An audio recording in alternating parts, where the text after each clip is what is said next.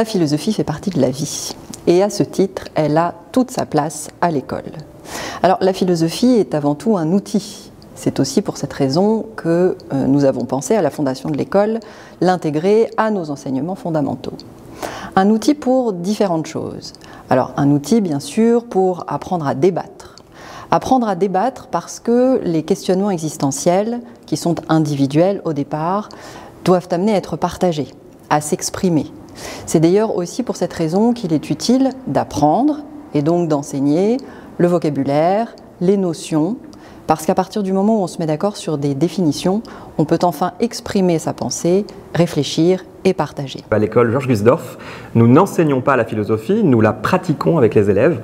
Et je pense à une phrase de Kant qui nous dit « Nous ne pouvons pas apprendre la philosophie, nous pouvons tout au plus apprendre à philosopher ». Et c'est ce que nous nous efforçons de faire, aussi bien avec les élèves de CP qu'avec les élèves de terminale, selon des protocoles et des processus différents bien sûr, mais c'est ce fil rouge qui nous guide. La philosophie apporte aussi une vision globale. C'est important, notamment pour nos élèves, de mettre en lien les différentes connaissances et les différentes disciplines. C'est un des avantages de la philosophie, c'est qu'elle fait réfléchir et elle appréhende la connaissance, le monde, de façon globale. Pour moi, la philosophie, c'est réfléchir, comprendre. C'est un peu une matière qui t'aide à vivre, qui t'aide à résoudre des problèmes tout seul et ça t'aide beaucoup. C'est le fait de se poser des questions et d'essayer d'y répondre. La philosophie, je trouve que moi, c'est le fait de réfléchir sur des thèmes où les opinions peuvent être super différentes suivant les gens. Pour moi, c'est une étude de la métaphysique, dans le sens où il y a deux questions, générale et morale. Et générale dans le sens qui englobe plusieurs personnes, plusieurs types d'idées, et morale qui est juste dans l'esprit pour une personne en particulier. Pour moi, la philosophie, c'est pouvoir débattre et pouvoir apprendre à gagner des connaissances pour pouvoir débattre et pour pouvoir réfléchir à des questions qu'on ne se pose pas dans la vie de tous les jours. Pour moi, la philosophie, ça part avant tout d'une curiosité et cette capacité de pouvoir l'exploiter, la curiosité, avec des auteurs ou des appuis comme ça. Et du coup, la philosophie, ça nous permet ça, pour moi, de réfléchir plus loin que de la curiosité. Je trouve que ça m'a beaucoup aidé à me donner une rigueur de travail en fait, dans le monde d'aujourd'hui, dans la manière dont je parle et dans mon éloquence, et aussi dans la manière de rédiger. C'est-à-dire que sur une dissertation ou sur un commentaire, c'est-à-dire que ça aide beaucoup en fait, à structurer notre pensée. Surtout pour moi qui ai une pensée assez volatile. C'est une forme de science, mais pas traditionnelle un peu.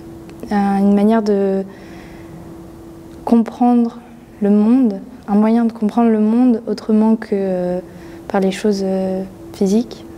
Du coup, ça m'aide à faire des choix en fait dans ma vie, des choix décisifs ou non.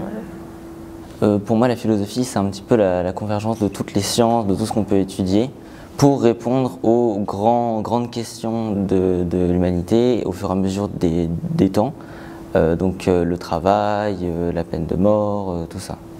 Mais on réfléchit un peu tout le temps et c'est du coup assez naturel de faire des choses philosophiques. Et les gens qui pensent qu'ils ne font pas de philosophie, c'est faux, c'est comme les maths, on en fait tout le temps.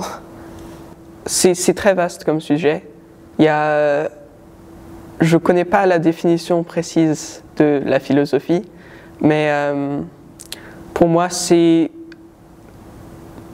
penser aux choses et essayer de trouver des points de vue sur toutes sortes de sujets et essayer de trouver tous les points de vue.